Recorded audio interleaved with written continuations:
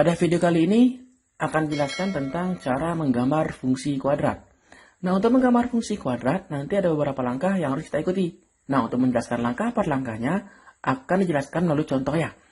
Nah, semisal tadi minta untuk menggambar sebuah fungsi kuadrat x kuadrat min 2x min 3. Nah, langkah pertama yang dilakukan adalah mencari titik potong. Nah, titik potongnya ini ada dua. Yang pertama terhadap sumbu x, yang kedua terhadap sumbu y. Apabila titik potong terhadap sumbu x, nanti akibatnya nilai y-nya haruslah sama dengan 0. Sebaliknya, tipot dengan sumbu y, maka nanti x-nya sama dengan 0. Nah, kalau kita cari, nanti yang pertama kita cari tipot sumbu x-nya. Sumbu x. Sumbu x, nah akibatnya apa? Akibatnya itu y-nya itu sama dengan 0. Nah, nilai y sama dengan 0 ini yang merupakan fungsi fx-nya. Jadi fx ini nilainya sama dengan y. Atau nanti juga bisa dibilang sebagai range atau hasilnya. Nah, kemudian apabila y-nya 0, maka fungsinya berubah menjadi x kuadrat min 2x min 3 sama dengan 0. Nah, untuk mencari nilai x-nya ini kita menggunakan cara persamaan kuadrat yang kemarin ya. Boleh menggunakan cara faktor, menyempurnakan kuadrat sempurna, atau rumus ABC. Nah, di sini karena fungsinya bagus ya, maka kita gunakan saja cara pemfaktoran. Nah, ingat lagi, cara faktor itu kita harus menemukan dua bilangan ya. Dua bilangan, di mana kalau dikalikan nanti hasilnya adalah C ya, atau perkalian AC, dan dijumlahkan adalah nilainya B. Agar min 3 dikalikan dan dijumlahkan min 2, maka bilangannya itu adalah minus 3 ditambah 1. Karena kalau dikalikan, minus 3 dikali 1 hasilnya minus 3, dan minus 3 ditambah 1 hasilnya minus 2.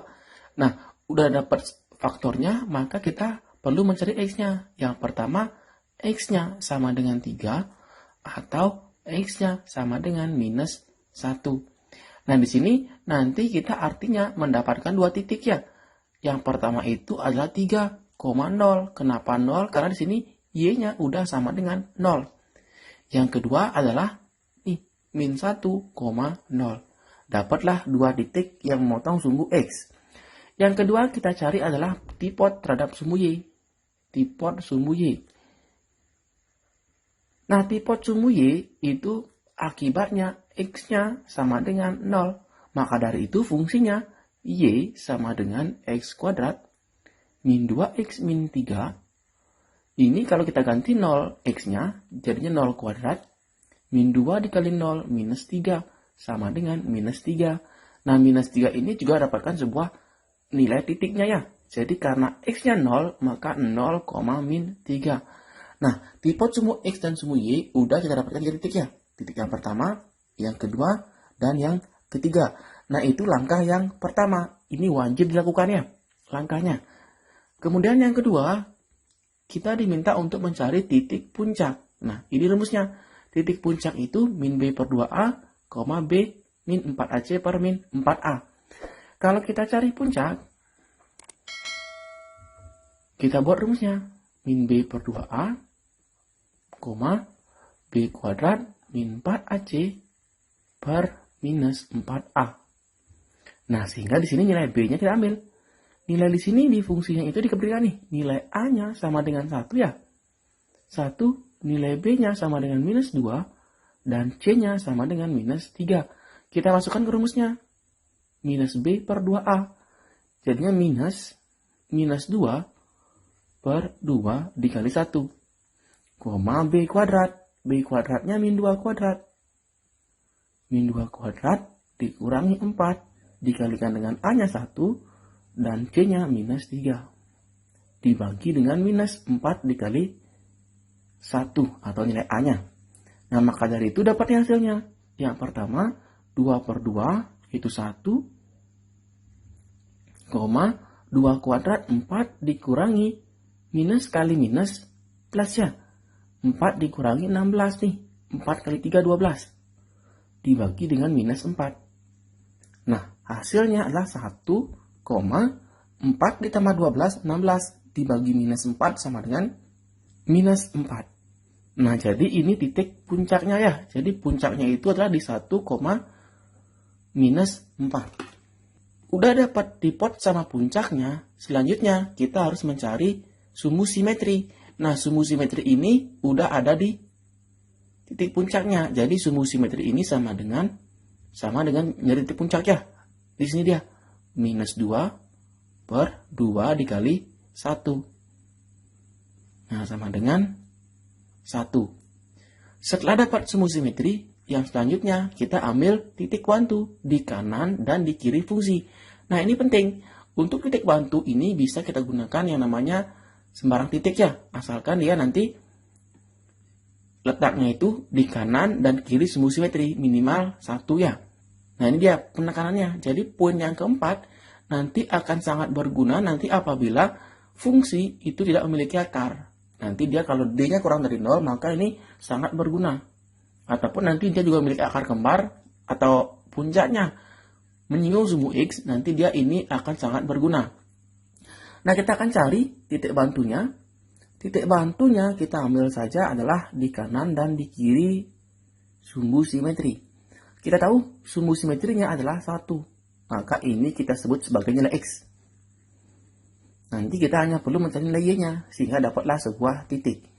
Nah, karena dia 1 ya, di kiri 1 itu pasti ada bilangan 0.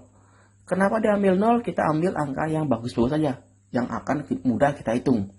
Kemudian kalau di kanan 1, kita ambil 2. Nah, sehingga untuk mencari nilai Y-nya ketika X sama dengan 0, maka dapat nih, udah jelas, nilainya adalah minus 3 ya. Karena kalau kita masukkan 0 ke fungsi awal, itu hasilnya pasti minus 3. Kemudian yang kedua, nilai 2. Nilai 2 ini kita masukkan ke fungsinya. Jadinya X kuadrat min 2X min 3. Kalau kita ganti dengan 2, 2 kuadrat 4, min 2 kuadrat juga 4 ya, minus 3 sama dengan minus 3. Minus 3, dapatlah 2 titik nih. Titiknya itu adalah 0, min 3. Kita buat di sini ya. 0, minus 3 dan 0, minus 3 juga. Begitu. Nah, kemudian puncaknya kita dapatkan nih. Kita salin dulu di sampingnya, nanti kita akan hapus di kanannya. Puncaknya itu adalah 1, minus 4. Dan tipe sumbu X dan sumbu Y dapatnya 3. 3,0 min 1,0 dan 0, minus 3. Nah, kemudian kalau udah dapat semuanya, selanjutnya itu kita hanya perlu menggambar fungsinya dalam koordinat. Nah, untuk menggambar fungsinya, kita akan menggambar dulu sebuah koordinat. Misalnya, koordinatnya ini seperti pada gambar. Ini sumbu Y, yang ke samping ini adalah sumbu X. Sekarang kita masukkan dari awal. Kita punya nih, titik potongnya adalah 3,0. 1, 2, 3. Di sini 3,0.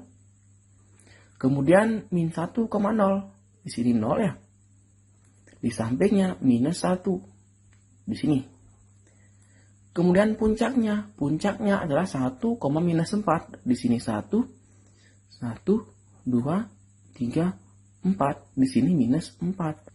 Kalau kita hubungkan, maka dapatlah puncaknya di sini. Kemudian kita tentukan sumbu simetri.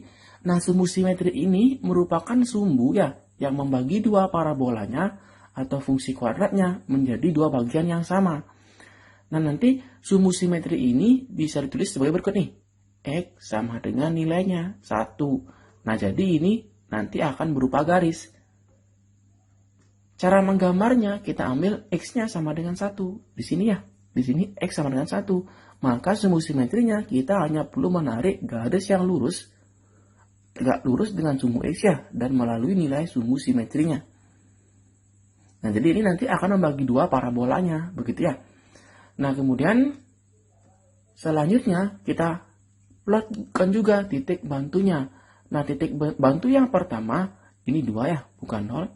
Tadi kita salah buatnya nih, 2. Yang pertama adalah 0, minus 3. 0, minus 3 di sini. Dan 2, minus 3 juga. Nah, di sini ya. Nah, itu dia. Nanti kalau kita hubungkan titik-titiknya ini, maka akan didapatkan sebuah grafik fungsi dari fungsi yang tadi, yaitu X kuadrat min 2x minus 3 fx. Nah, ya, jadi kalau kita hubungkan nih, kita hubungkan. Nah, dapatnya adalah sebuah parabola ya. Jadi nilainya ini bisa sampai tak hingga atau terus membesar, begitu ya.